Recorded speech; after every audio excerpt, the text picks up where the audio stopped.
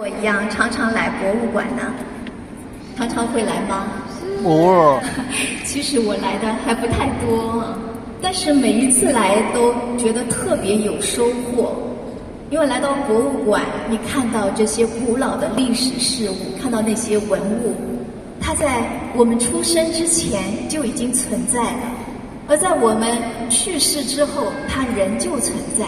所以我觉得来博物馆看一看，就是来看一看永恒。有些事物是能够留下来，是会永恒的。这些坚定不变的事物会给我们很多信心，去抵抗日常的焦虑，是吧？我们平时生活中会有很多烦恼啊，比如说我们会受到很多社会的价值观，受到很多标签啊，邻居朋友的价值观，然后消费的陷阱等等，被这些束缚，常常会觉得很疲惫、很忙、很杂乱，然后呢，容易焦虑，容易生病。那博物馆看一看，你就会发现呢，其实我们的一生是很短暂，是很渺小的。那我们要如何去度过这一生呢？那看到这些古老的事物，我觉得我会看到一些生活中的本质和核心。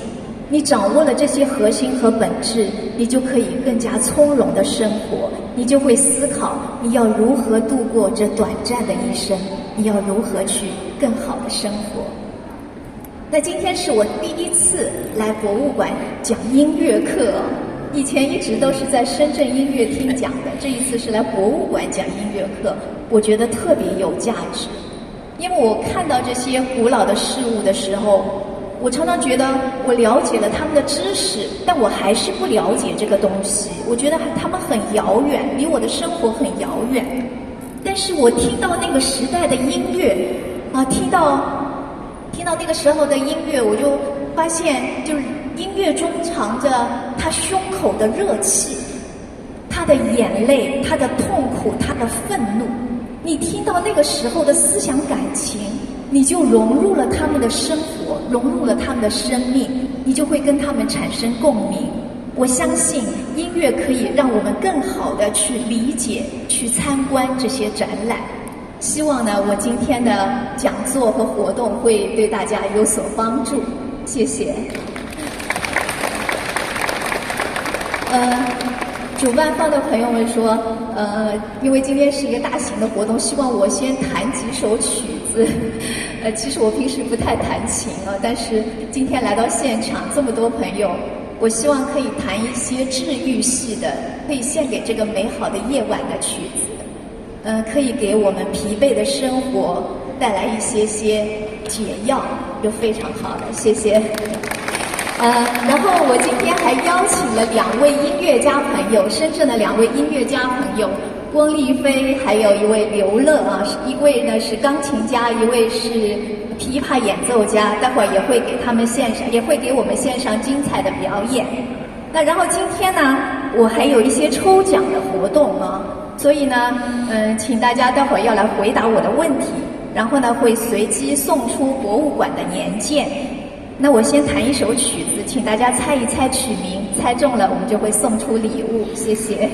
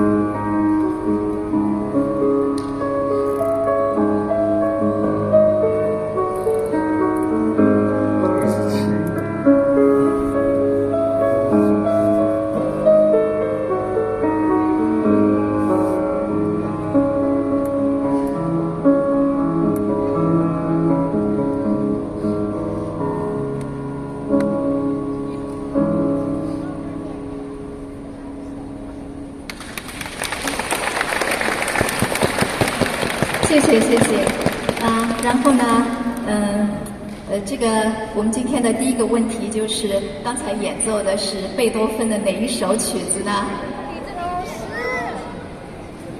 那就请这位中间戴眼镜的小男孩吧。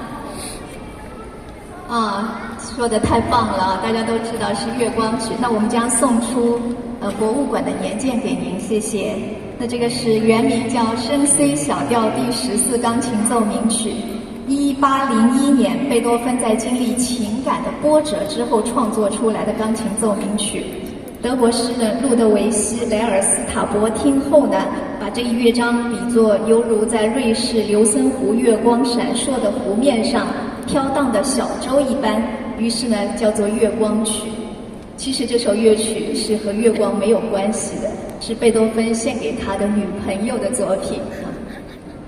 好的，那今天呢，我们配合这个博物馆的展览，我将为大家讲述5个国家的音乐，特别是一些古老的音乐。那这5个国家的音乐其实内容非常多，比较杂。那我想首先提纲挈领，教大家如何去领受，如何去感受某个国家的音乐。我觉得听音乐对我们的旅行也是非常重要的。比如说，我们如果常常去国外旅行你会发现呢，每一次出去就是拍照留念，然后买，每次走来走去好像哪个国家都差不多。但是如果你听过这个国家的音乐，对他们的感受又完全不一样的。你听到法国音乐的轻松俏皮，你听到英国音乐深沉的戏剧性和严密的逻辑，是吧？你听到德国音乐的辉煌壮丽，你就会更加留意这个国家的细节。我们在音乐中可以掌握这个国家的内在的灵魂，所以这就是我们为什么要听音乐。那我们现在呢，今天来听5个国家的音乐。那我想对于一个陌生国家的音乐，首先第一点呢，我们要去看看这个国家有哪些乐器，人们喜欢玩哪些乐器，这是第一个。第二个呢是人们在什么时候玩乐器，是在吃饭的时候、旅行的时候还是祭祀拜佛的时候呢？什么时候演奏？演奏的场景也非常重要。然后第三个是这个国家音乐的风格。那么对于风格，我们其实挺难把握的。一般来说呢，一个国家音乐的风格是由什么决定的呢？是由它的调式音阶组成的。也就是说，这个国家的音乐里面用到了哪些音，由哪些音组成的。比如说我们中国的音乐组成音是哆来咪嗦拉，对吧？嗦拉嗦咪来咪嗦拉咪嗦拉哆嗦拉嗦咪来咪嗦拉咪来哆拉嗦。不论你怎么旋转，唱起来都是中国的曲调，中国的风格。那么像日本的音乐，它的曲调是哆咪发拉西，是由这样5个音组成的。所以呢，发拉西哆西拉发，咪哆西拉西哆发，咪发咪哆西，哆西拉西拉发咪。不论你怎么唱，它听起来都是凄厉尖锐的日本风格。那么像阿拉伯音乐呢，印度音乐呢，他们是哆降来咪发嗦降拉降西哆，有3个降号，而且充满了小2度。哆来咪发嗦拉西哆西拉嗦发咪来哆，它唱来唱去，你看听起来都非常的神秘带着异国情调，听起来像那个我们在印度集市上看到引蛇出洞的那种音乐很像所以3个要点抓住了，我们就可以很快的学会听这个国家的音乐。好，然后呢，我们首先来看欧洲音乐的源头，大家能不能答得上来？欧洲音乐的源头是在哪里呢？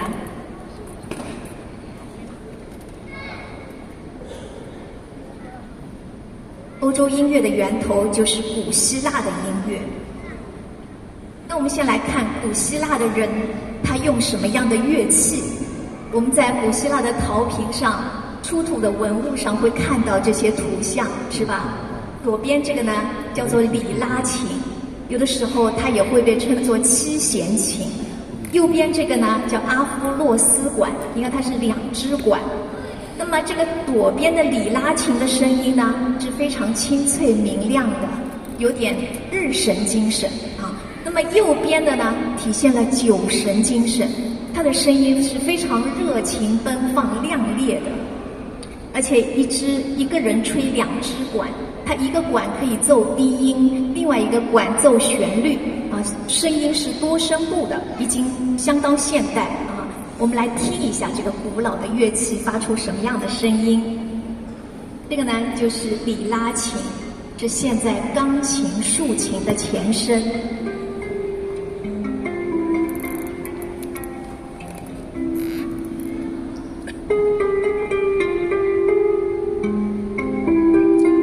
是不是特别清脆温柔？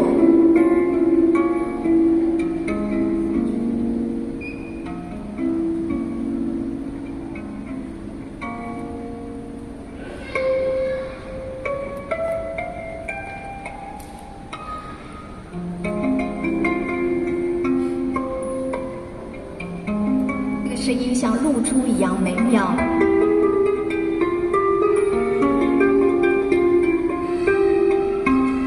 然后我们再来听另外一支吹管乐器。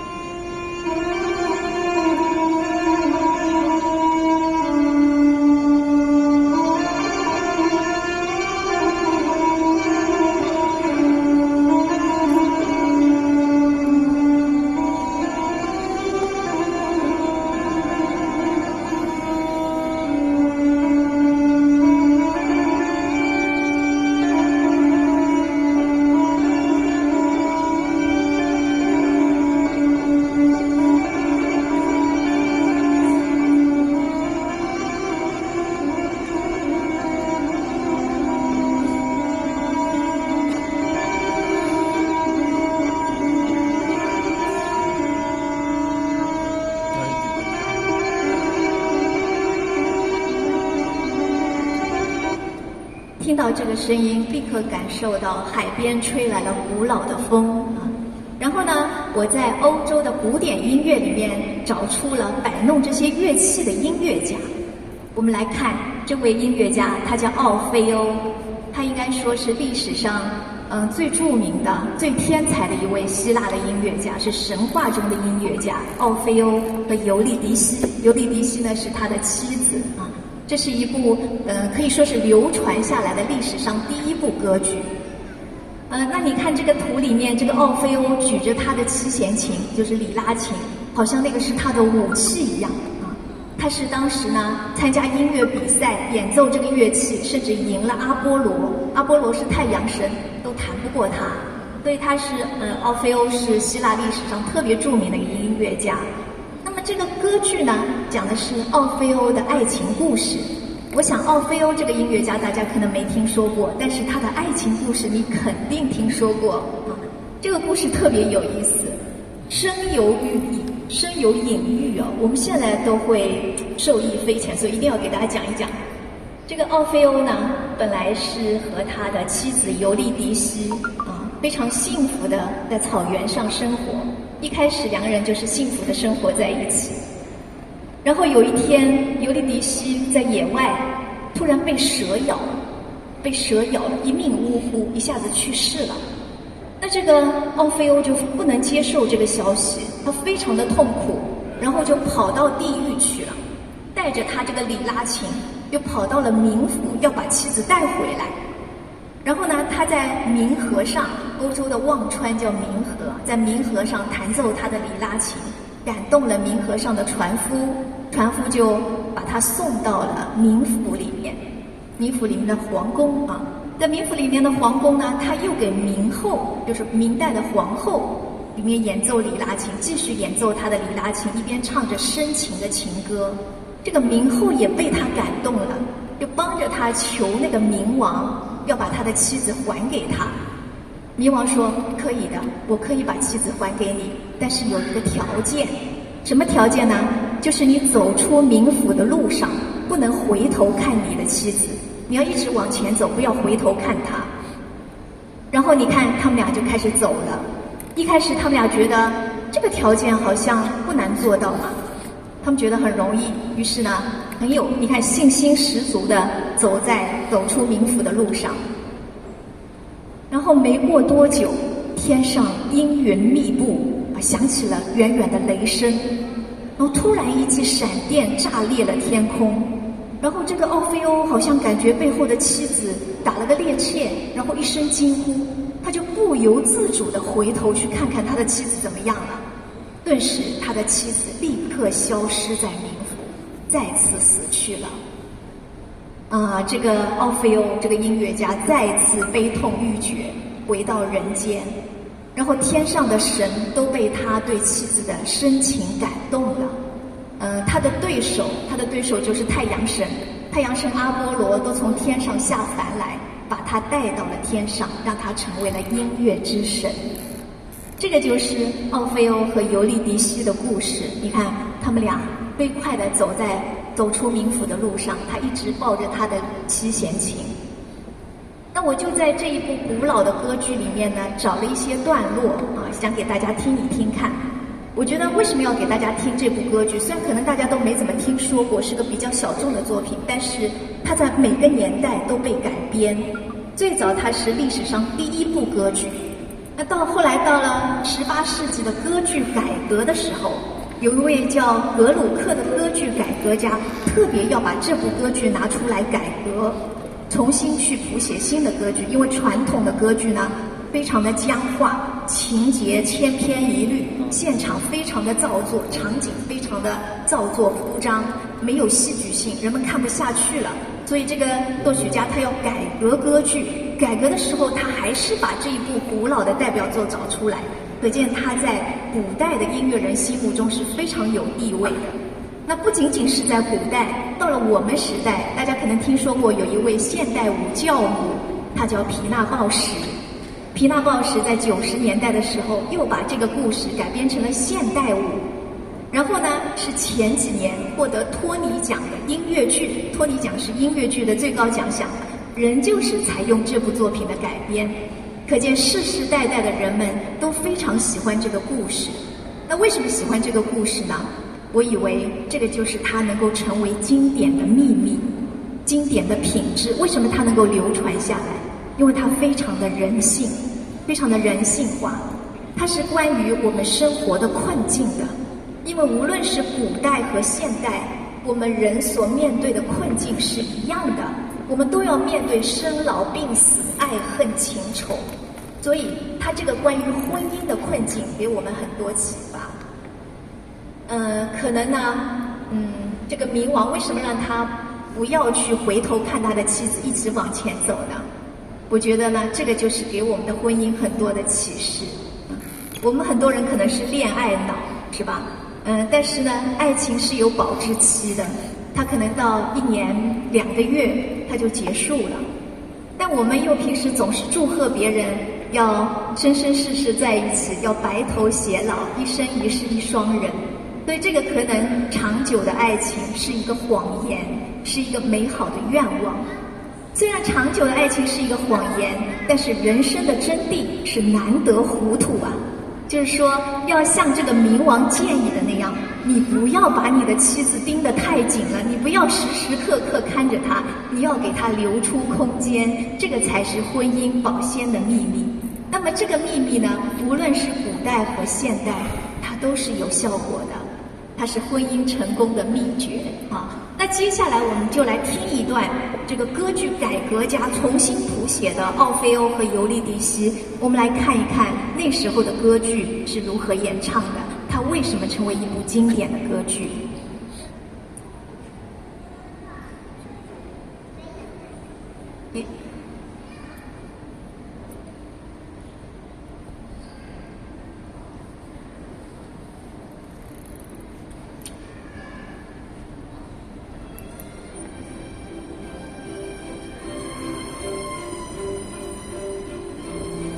6弦琴、7弦琴就在那边。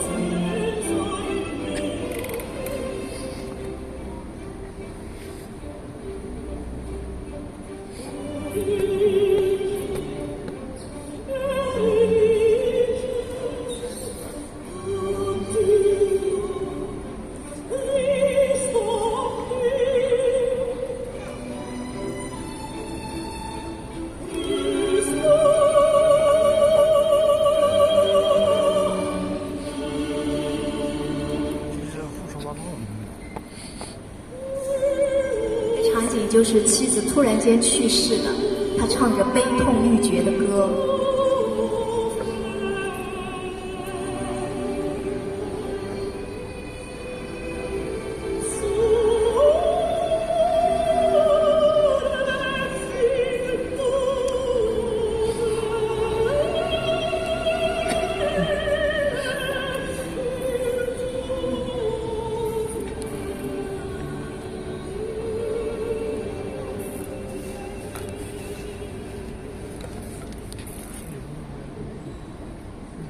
我们刚才听到了这个歌剧改革家重新写的这个音乐家的故事。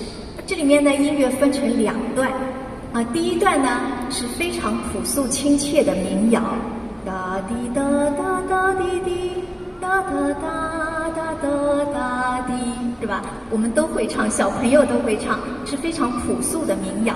这就和之前讲过的歌剧非常的夸张绚丽完全不一样的。它的改革的歌剧特别的朴素真实。那然后第2段呢，就是让这个尤利迪西，让这个奥菲欧发挥他的那个吐露他真实悲伤的情感，那一段非常痛苦的音乐，由2部分组成啊，既有激烈的戏剧性，又有亲切朴素的民谣，所以这个作品源远流传。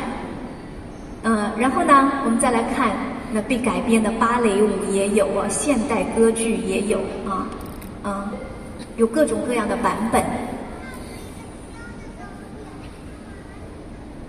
大家有没有发现，刚才给大家看的那个视频里面，表演这个奥菲欧这位男音乐家的是一位女性？有没有发现是一位女中音歌唱家？那为什么是女中音来演这个男性呢？因为最早期的歌剧的主角大部分是阉人歌手表演的。因为阉人歌手他既可以唱女生的高音，唱得像女生一样灵活，又可以唱男生的低音，而且拥有男生的肺活量，所以他们总是能够演男主角。但是呢，那现在当然阉人歌手已经消失了哈，那所以呢，只能由女中音来代替阉人歌手演唱。阉人歌手也是一个很有意思的章节。在中国阉人是做太监的，但是在意大利，你看阉人是做歌手的，可见这个民族多么的热爱音乐。好，然后呢，我们再来看另外的希腊音乐。一定要提到音阶。我们看到这个图表好像好难哦，但其实每个小朋友都会弹，考级的小朋友都要弹哆来咪发嗦拉西哆哆西拉嗦发咪来哆，就是音阶。那么这个音阶呢，就是希腊人发明的，一直到现在我们还在用音阶，小朋友现在还在弹。那到底是谁发明这个音阶的呢？就是毕达哥拉斯。大家肯定知道毕达哥拉斯是吧？我们中学的时候学过他的勾股定律。那其实呢，这个音乐的律制和音阶也是他发明的。这个毕达哥拉斯是古希腊人，他有一天来到街上，看到人们在打铁。他发现这个大铁锤发出来的音比较洪亮，小铁锤发出来的音比较轻盈。小铁锤是比较亮的，比较轻的，那大铁锤的声音就比较低沉。然后他发现呢，这个音为什么会出现音乐呢？是振动发声，物体振动就会发声，成为音乐。那我们现在也是，你看大提琴发出的声音是低沉的，小提琴发出的声音呢就是轻灵的。当时毕达哥拉斯已经发现了，他看了这个打铁的场景，觉得好有意思。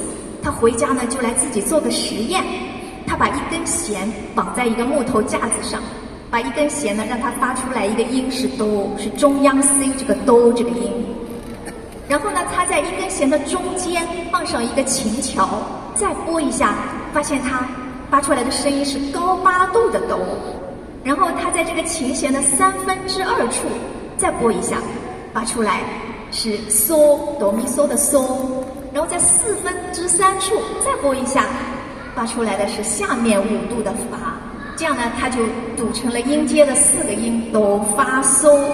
然后在哆发嗦的基础上，它又生成了其中的哆来咪发嗦拉西哆7个音，是这样生出来的。这最早的音阶是毕达哥拉斯发现的。好，这个是早期的希腊音乐，它运用的场景在什么时候运用的哈？一个呢是我刚才讲的，在娱乐的时候演奏里拉琴，演奏阿弗洛斯管。那还有一个呢是古希腊悲剧中的合唱。我们去到希腊，去到罗马，就会发现他们都是在巨大的圆形的那个剧场演那个古代的悲剧的。那我们坐得很远，其实前面是看不到的，所以那时候的悲剧往往是戴着面具，脸上是愤怒还是羞涩的表情，让远处的观众都能听得到、看得到。那么在演出的过程中呢，它旁边还有一个合唱队。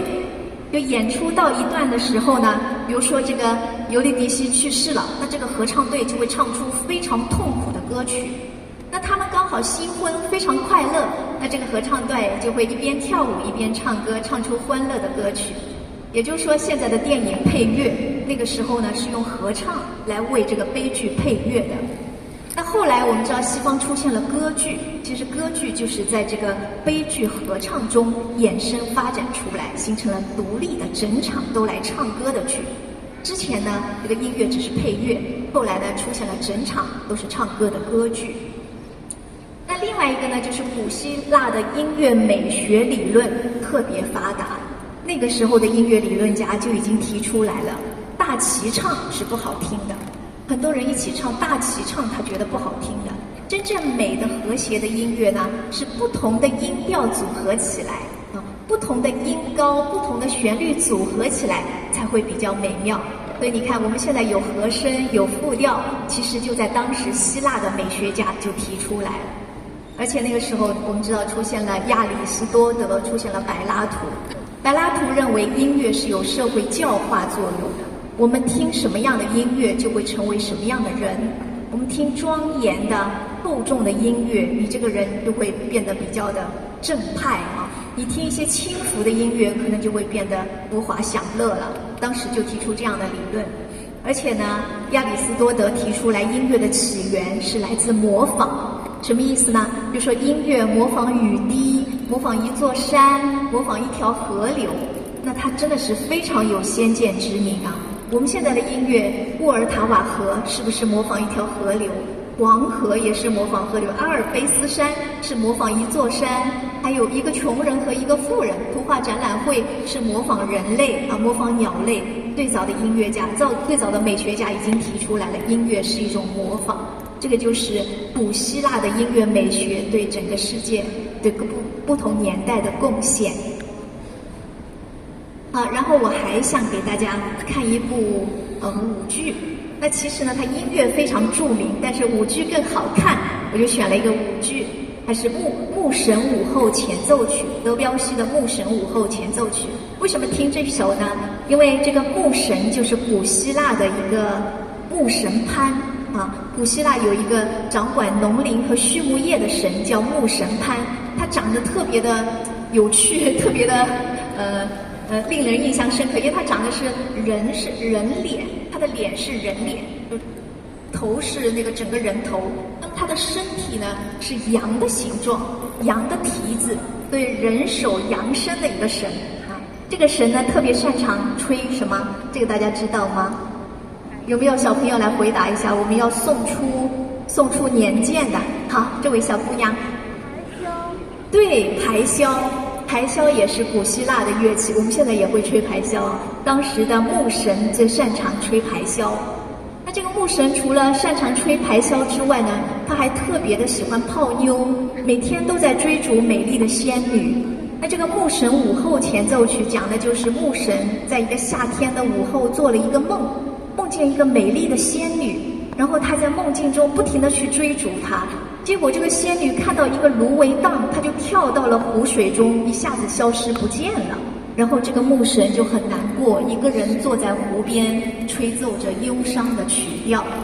那20世纪的作曲家德彪西把这个牧神的故事写成了《牧神午后前奏曲》。俄罗斯的编舞家尼金斯基把它编成了现代舞。你看这个现代舞特别有意思，为什么所有人都侧过身子来，熬着一个僵硬的造型？这个造型有点僵硬是吧？熬出一个僵硬的造型，因为他为了模仿古希腊的浮雕，所有的人物都在模仿古希腊的浮雕，而且动作完全不流畅，不像我们觉得跳舞要流畅才好看，它故意打断他的动作，让他成为一个一个的浮雕。也就是说，古希腊的这些浮雕和艺术品给了现代舞、给了现代音乐家很多灵感。我们来感受一下。这个就是这位编舞家尼金斯基，这个是个电影的片段。他是俄罗斯最著名的男舞者。一般来说，在芭蕾舞里面，男舞者的作用主要就是垫背，就是托举女演员的。但是呢，这位男舞者以他的杰出的才能，改变了男舞者的社会地位，改变了他们的地位，让他们成为了舞台上的主角。而且他还是一个传奇人物哦。有一次呢，他去腿受伤了，去照 X 光，医生说医生惊呼说：“哎，你的脚上的腿骨特别像一个鸟类。”但是非常可惜，他在30岁之后是在精神病院里度过的。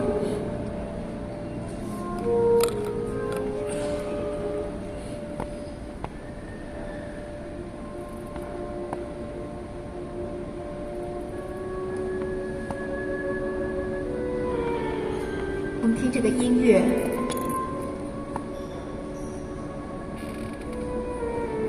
这个是什么声音呢？这长笛发出来的。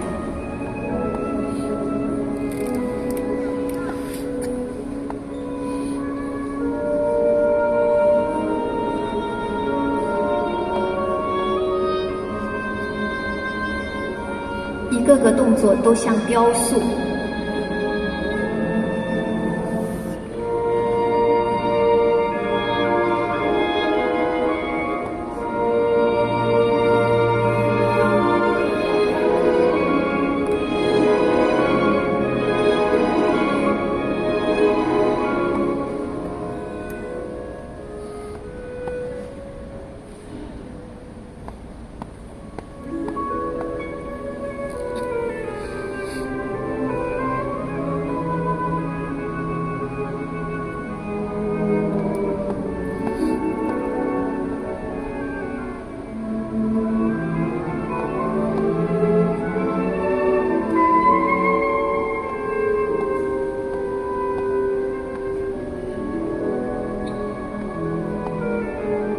听这个长笛的声音，非常的慵懒，带着夏日午后的困倦。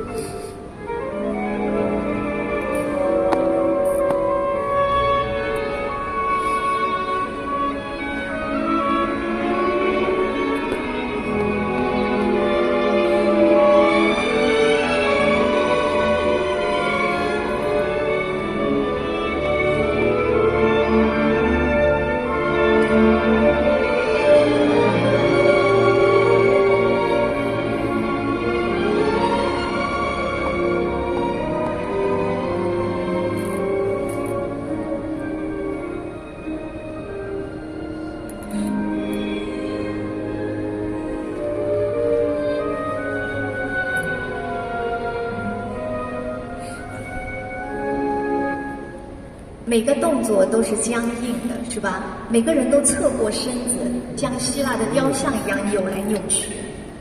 这个就是牧神舞后，还有一个就是我刚才让大家听的。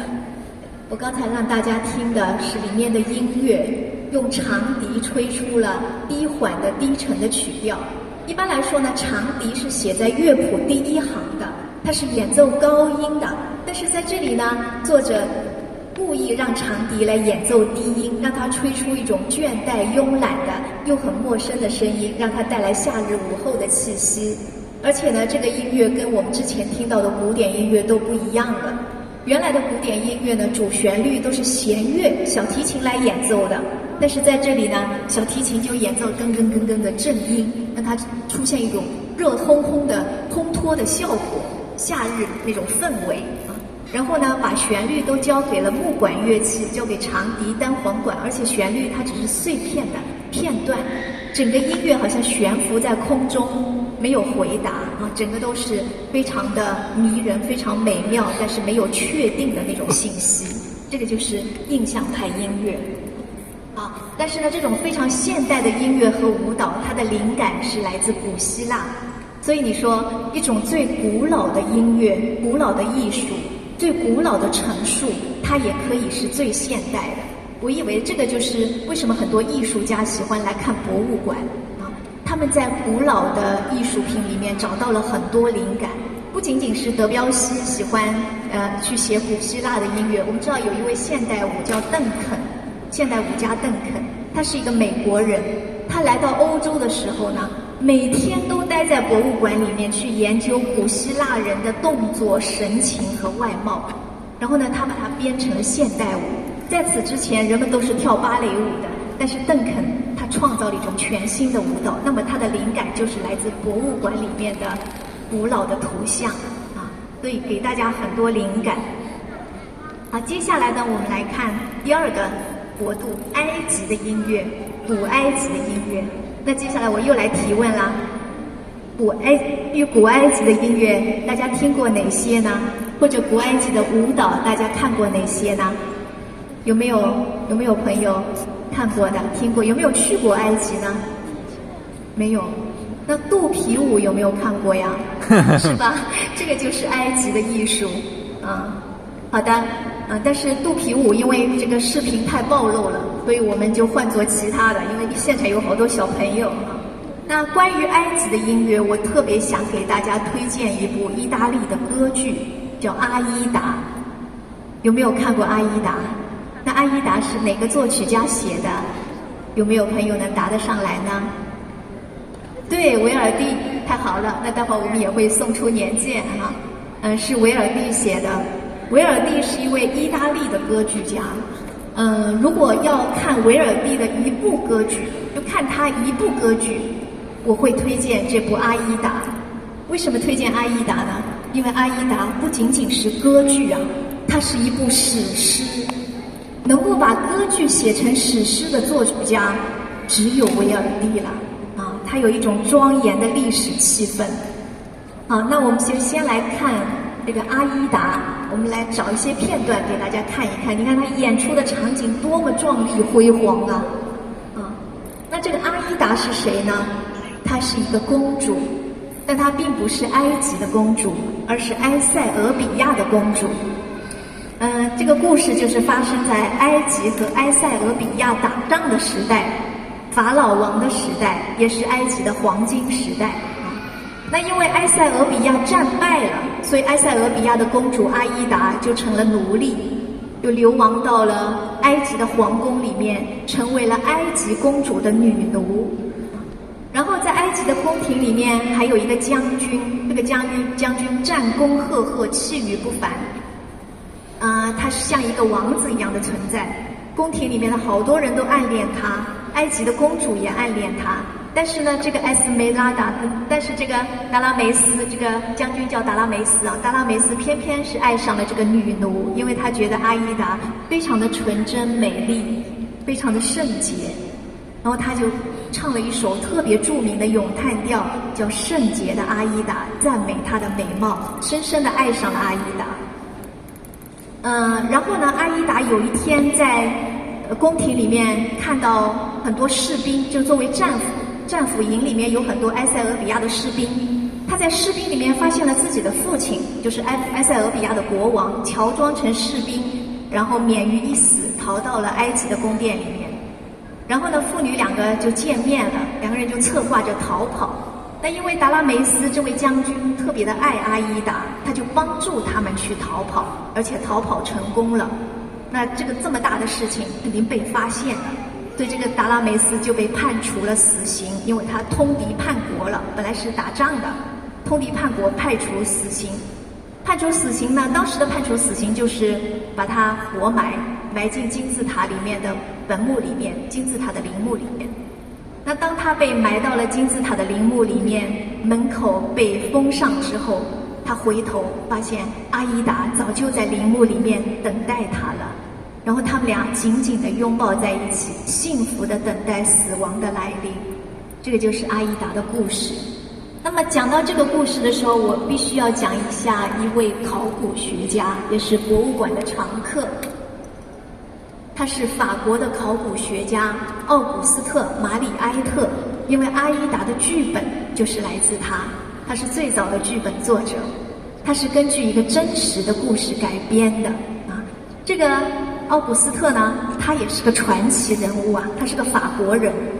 这个法国人呢，本来是一个中学老师，教画画、教国文、教画画的。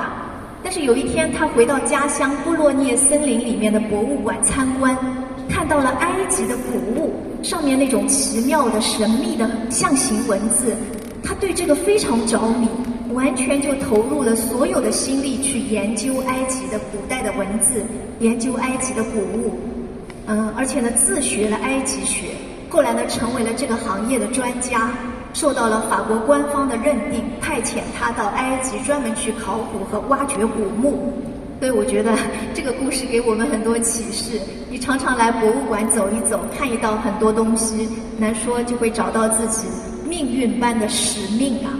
这个奥古斯特就发现了他的使命，就是去埃及，去打造一个新的一个考古学的课题啊。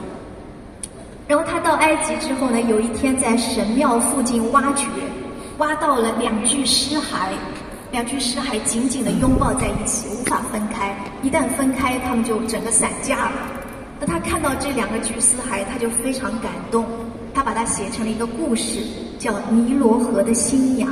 尼罗河的新娘，因为在古代呢，尼罗河有一个巡葬，就是祭礼。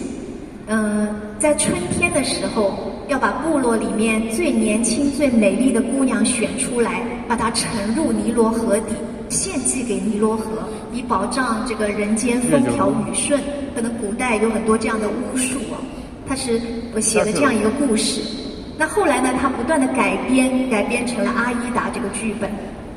这个《阿依达》这部歌剧呢，是为苏伊士运河的开通，是1861年苏伊士运河的开通，请维尔蒂写这样一部埃及的歌剧。但是维尔蒂不想干，因为他那个时候是一个大师了，很有名望，他觉得他不想写那个应景的作品啊，他要写真正的艺术品。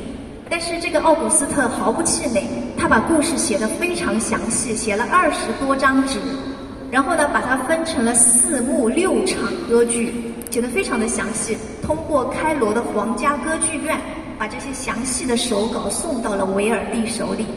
维尔蒂都被这个故事感动了，最终答应了来写这一部歌剧，成为了传世之作。我们就来听其中2段最精彩的，一段是非常雄壮的凯旋进行曲，是埃及打了胜仗之后，所有的军乐队、宫廷乐队出来演奏，我们可以在这里领略一下埃及古老的辉煌。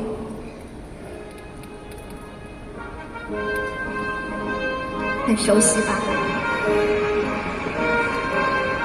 这个歌剧的现场就把马和骆驼都牵到舞台上来演。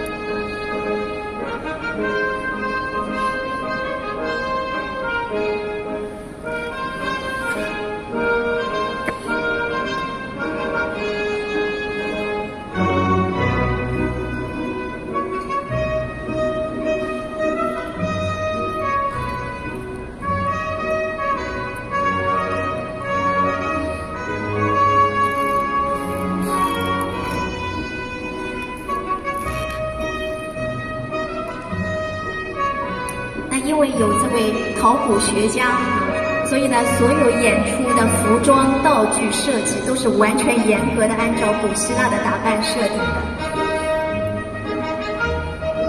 然后我们来听另外一段，就是男主角的咏叹调《圣洁的阿依达》，这个是多明戈的独唱。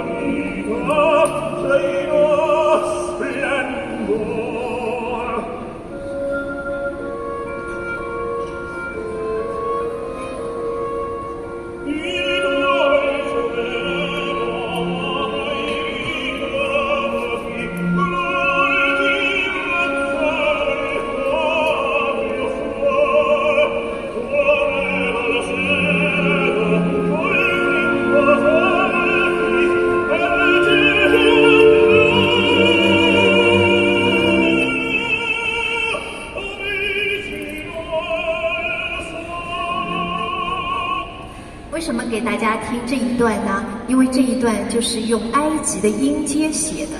埃及的音阶，我们刚才讲音阶是风格决定性的，是吧？音阶很重要，所以我们来看一看它的音阶是什么样。你看它的音阶是哆来发嗦西，哆来发嗦降西。你看哒滴哒哒，刚才那个阿依达的歌哒哒滴哒哒，是吧？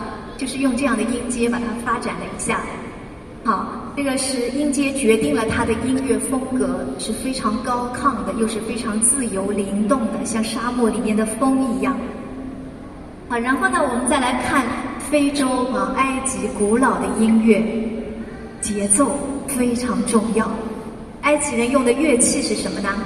是鼓，各种各样的鼓，而且呢，他们是根据手边有什么材料都可以来做鼓，有木头的，有铜鼓，有铁鼓。他们甚至把自己的家里面种的瓜种的一个西瓜，他把瓜切开，然后晒干，晒干之后就是一个皮了嘛，一个半圆形的皮，然后把这个半圆形的瓜壳放在水里面，放在水缸里面打。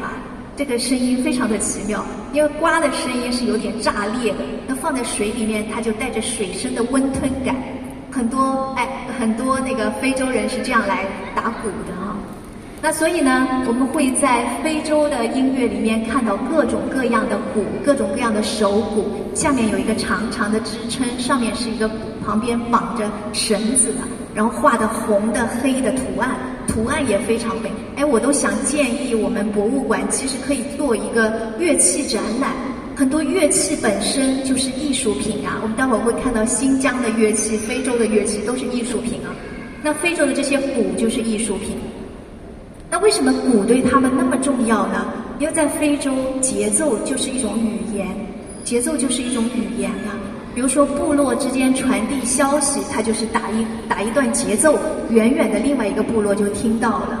传播战争的消息也会打鼓来传递。甚至呢，我们知道非洲人节奏感特别好，老老小小都喜欢玩鼓甚至非洲的奴隶被卖到美洲之后来到美国大城市，来到纽约，他们还是天天在打鼓天天在街上打鼓，然后吵得美国人睡不着。于是呢，就禁止非洲人打鼓，禁止黑人打鼓。禁止之后不能打鼓怎么办呢？他们就拍击自己的身体，拍肩膀，拍屁股，然后跺脚或者扭动胯部，用这样的方式来打节奏。于是就有了后来的爵士舞。爵士舞就是这么出现的。你看，真正的节奏乐律，真正爱音乐，真是挡都挡不住讲到这里，我还想起一个非洲黑人的音乐故事。我们现在都知道爵士乐是吧？举世闻名的爵士乐，爵士乐起源于哪里呢？起源于新奥尔良，在奥尔良出现的。那为什么出现在奥尔良呢？奥尔良有很多黑人，还有一个呢，就是美国南北战争之后，北方的战士回去了。那因为军队里面是有军乐队的，是吧？那回去之后，他们就把军乐队那些剩下的乐器，那些废弃的小号、长号、大号鼓全都扔在奥尔良，然后黑人们就捡去了玩小号、玩长号来吹打，结果这么玩着就玩出爵士乐了。你说人家这个音乐天赋真不是可以比的，这个音乐天赋太好了那么在埃及，在非洲呢，什么人在搞音乐？什么场合在搞音乐呢？特别著名的就是贝都因人。贝都因人是撒哈拉沙漠里面著名的游牧民族。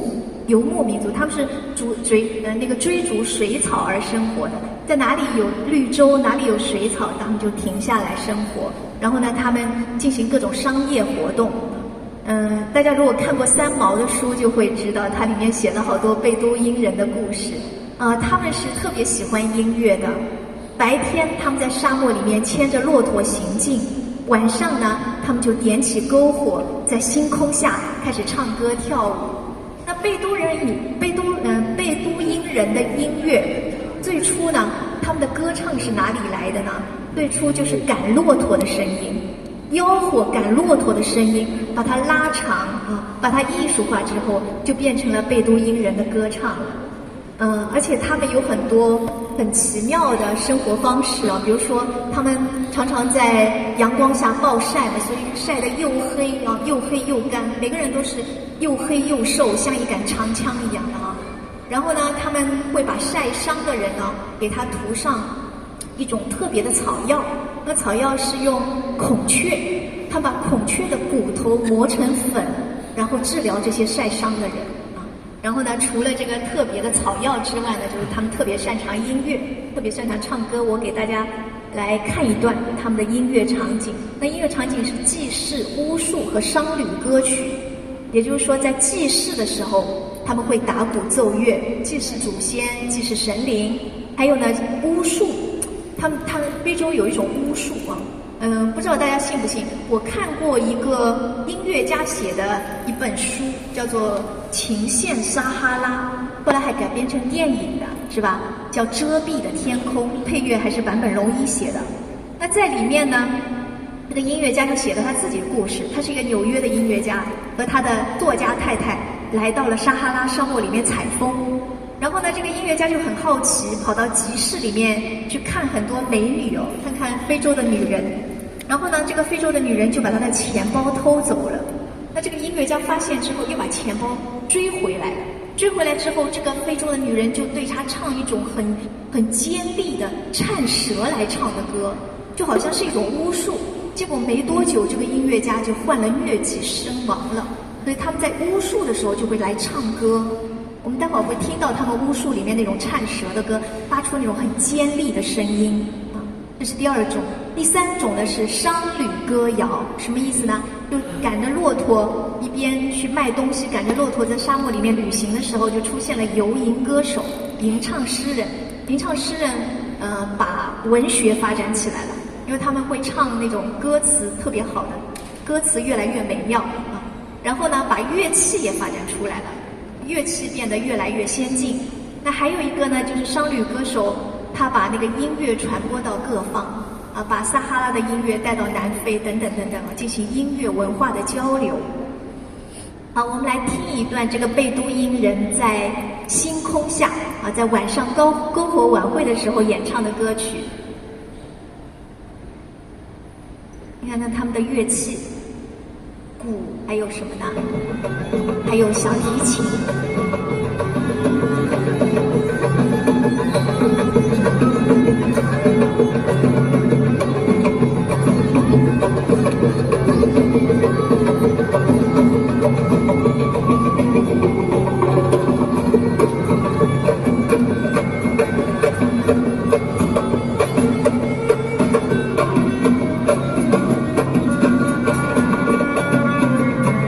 他们的小提琴是竖着拉的，拉大提琴那种拉法，但是小提琴比较少。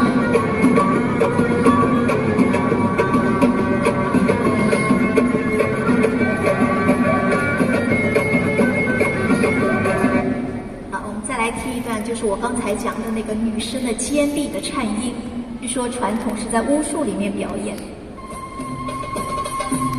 你会听到那个高音。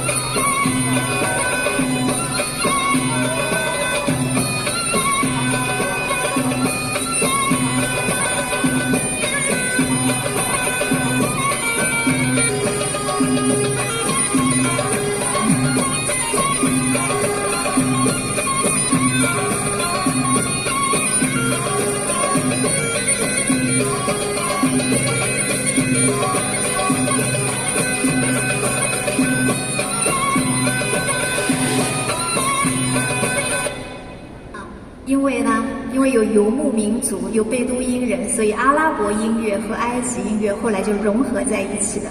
我们刚才听到的音乐里面，其实跟阿拉伯的音乐是有点像，关注节奏嘛，而且非常的神秘，非常古老，好像听起来像一个绿洲的传说。那接下来我们就要来听阿拉伯音乐了。那关于阿拉伯音乐呢，我先给大家看一个。对，先来听一段古典音乐中的阿拉伯音乐，就是《1001夜》。1001夜。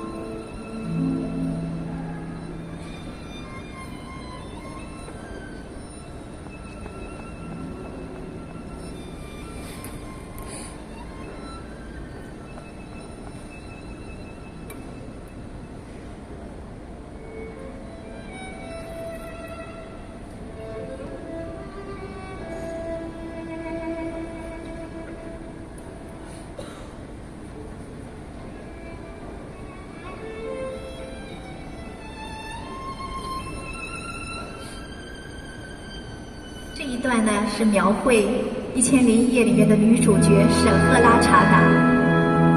接下来一段呢是辛巴达的航海，辛巴达的航海故事。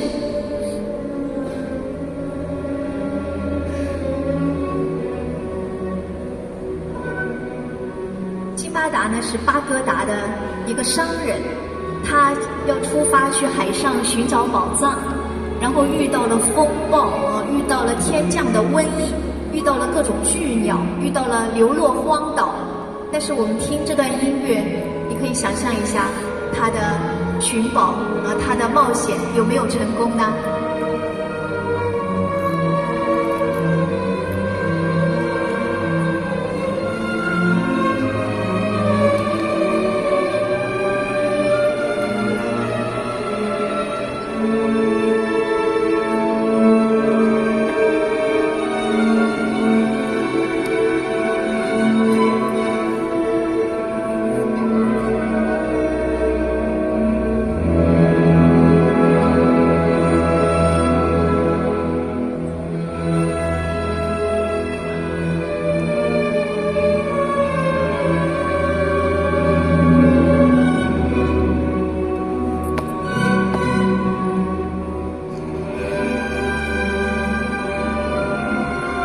这里你仿佛听到辛巴达的船乘风破浪，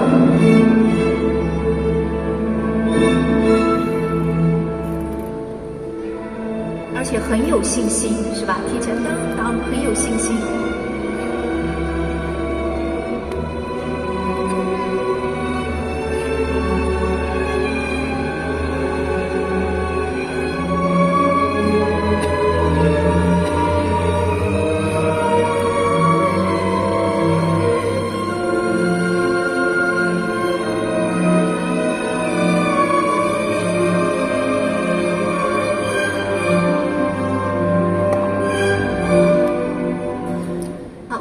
这里想象一下，这个辛巴达的航海有没有成功呢？成功了。有没有成功？肯定成功了，是吧？虽然听起来海上狂风大作，但是他非常的有信心，非常的有力量，最后肯定成功了。那这个《天方夜谭》这首乐曲呢，是林姆斯基科萨科夫写的。这林姆斯基科萨科夫呢，是一位俄罗斯的作曲家，大家一定听过他的作品，就是《野蜂飞舞》。《野蜂飞舞》就是他写的。那这个作曲家很有意思，他的主业并不是音乐家，他是一位船上的军官，他是一位航海的军官，所以他喜欢写这个辛巴达的航海。那这个《天方夜谭》呢，包含了4个故事，有辛巴达的航海，有瞎眼王子的故事，有年轻的公主和王子等等等等啊。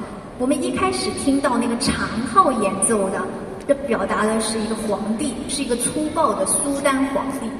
这个皇帝呢，他非常的偏执，非常的固执，他认为天下所有的女人都是不忠的，所以呢，他跟一个女人结婚之后睡了一夜，第2天就把她杀了，杀了很多女人，但只有一个女人，就是刚才小提琴演奏的滴哒哒滴哒哒哒哒哒哒滴哒哒哒哒，那个小提琴演奏的史赫拉查达，只有她没被杀掉。为什么她没被杀掉呢？她每天晚上都给苏丹皇帝讲故事，而且讲了一段呢，她留一个悬念，明天再讲。为了听下去，这个皇帝就一直没有杀她，一直讲了1001夜，讲到最后，皇帝都爱上她了，舍不得杀她了。那我觉得这个1001夜就是我们现在的长篇小说和电视连续剧的前身，以前就有这样的文学形式了。而且呢，它里面这样一个皇后啊，每天给国王讲故事，国王终于从一个固执粗鲁的一个粗人，变成了一个慢慢开始成长，变成了一个开明的讲道理的一个君主。这里面也有婚姻中的互相成长，这故事也是充满隐喻的啊。然后我们来听阿拉伯音乐，阿拉伯音乐真是太棒了。我们先邀请一位我的朋友，那个有准备好了吗？翁丽菲老师啊，他是毕业自英国皇家音乐学院，而且取得了博士学位，高级演奏家文凭啊，而且在西班牙交响乐团，在很多国外的音乐节都进行过演奏。我们今天非常荣幸可以请到翁老师来给大家演奏一首德彪西的阿拉伯风格曲，谢谢。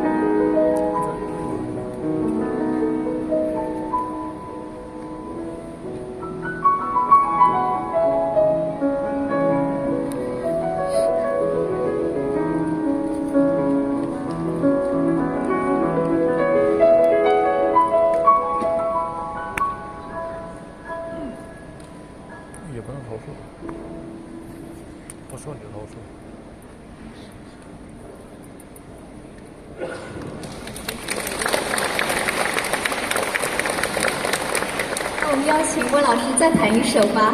好，谢谢谢谢。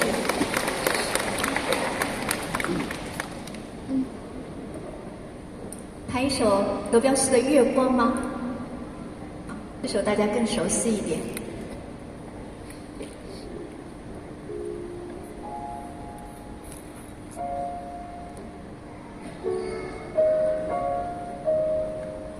能把乐谱换一下吗？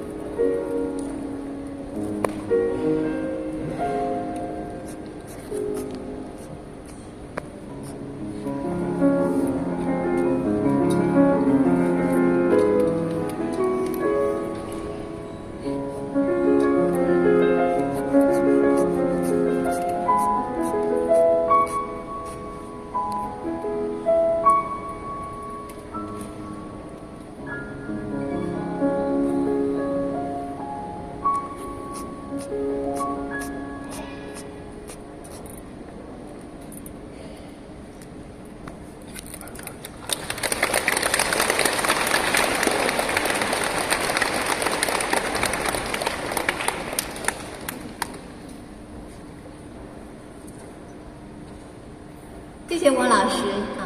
翁老师刚才弹的是德彪西的月光曲，那一开始我也弹了一首月光曲，是贝多芬的，大家也能不能感受一下这两首月光曲有什么不一样呢？更喜欢哪一首呢？德彪西的。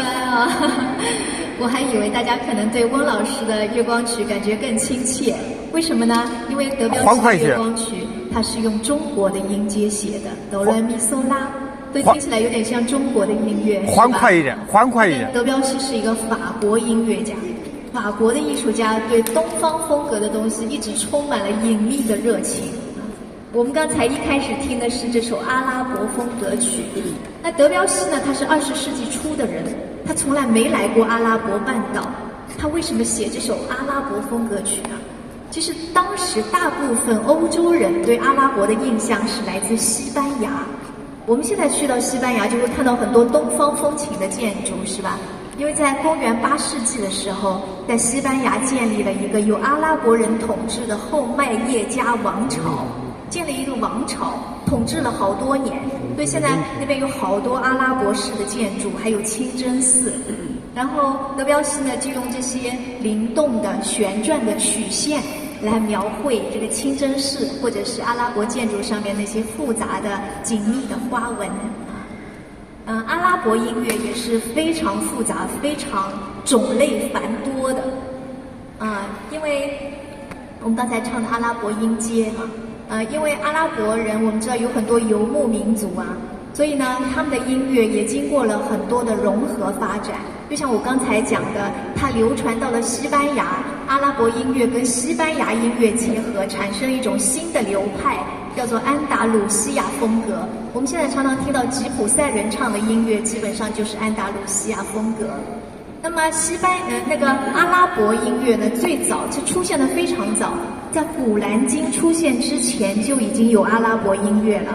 那最早的阿拉伯音乐就是我们在007电影里面看到的集市上的引蛇出洞的音乐，在集市上的游乐音乐。那除了游乐音乐，他们还有宗教音乐，因为阿拉伯有麦加这样的宗教圣城，那里演奏的就是宗教音乐。那后来出现古兰经之后，古兰经的信奉者一开始是抑制音乐，他们不信任音乐。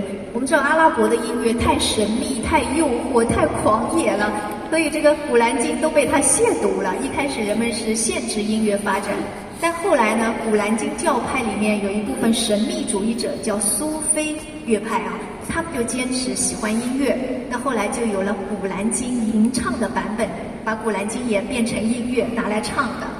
那到后来，因为有了伊斯兰教之后，阿拉伯人就打这个伊斯兰教的旗号，到处占领土地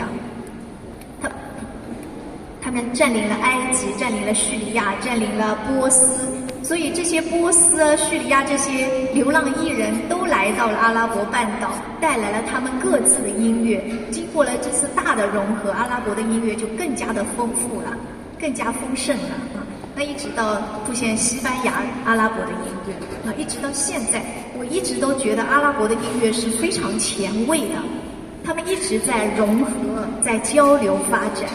那像大部分到了20世纪，大部分国家的音乐是到了20世纪才开始交流发展，但是他们呢，在300-500年前就开始交流了。然后我们看阿拉伯音阶，就是我刚才讲的哆降瑞咪发嗦降拉降西哆，这样一个充满小2度的复杂的音阶，而且呢，他们的律制，音阶的律制和中国的律制不一样。他们的装饰音里面用了很多微分音，这个微分音我们不是阿拉伯人很难唱准，然后他们的装饰音我们也很难唱得像。所以呢，这个阿拉伯音乐很复杂，用西方的记谱法都无法把它记录下来。但是阿拉伯人特别厉害，我刚才讲的那个印度人，他印度的音乐其实也有阿拉伯的成分，也经过了融合。你会发现呢，在我们时代到了21世纪连好莱坞的电影音乐家都被印度人、阿拉伯人占领了有一位叫 A.R. 拉赫曼的作曲家，他曾经写过像《贫民窟的百万富翁》等等电影他的作品量非常庞大，可以说是我们时代的莫扎特了。这个现象特别有意思，就是我们时代的莫扎特不一定是欧洲人了，他可以是中国人，可以是阿拉伯人，可以是日本人等等，都有可能出现，各个国家都会出现自己的音乐大师了。好，然后呢，我们来看阿拉伯的乐器，就是乌德琴。这个乐器非常重要，距今已经有5000年的历史，比琵琶都更长远。那这个乌德琴呢，你看它像一个半颗梨子哈，基本上呢，所有的阿拉伯艺人都会演奏乌德琴，它是那边最重要的乐器，就像钢琴在我们时代那么重要。然后我发现这个乌德琴有一个特别有意思的一点，就是跟所有的弹拨乐器不一样的地方，就是你看它的那个琴，那个把手上它是没有琴格的，不像琵琶是有一格一格的，是吧？刘特琴也有一格一格的，但是它没有。那为什么它没有这些琴格呢？我以为呢，它肯定是为了弹出更加活泼灵动的装饰音，那种扭来扭去的音阶音符，它都可以弹出来啊。那个乌德琴，我们可以来听一下。这乌德琴很重要，它就是丝绸之路上最重要的马背上的乐器。它往东方流传，就形成了琵琶这种乐器；它往西方流传，就形成了刘特琴这种乐器。它后来的流传到了西班牙，就形成了吉他。所以这些乐器的始祖都归源于乌德琴。那么乌德琴跟这些乐器都不太一样，就是它的声音特别有历史的厚重感，你一听就好像回到了几百年前。我们来感受一下。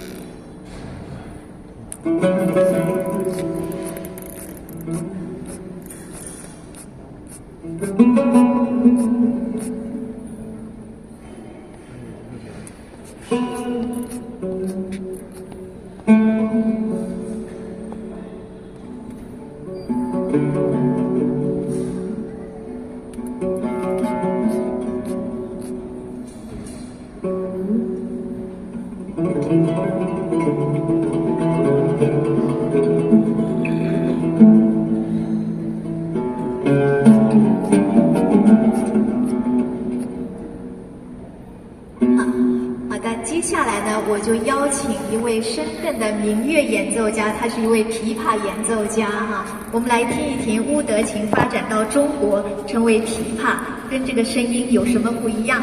来自深圳艺校的老师，他叫刘乐。刘乐呢得过好几个国家级的民乐比赛的金奖，而且常常在央视的节目里面出现。我们今天非常荣幸能够听到他的演奏，谢谢刘。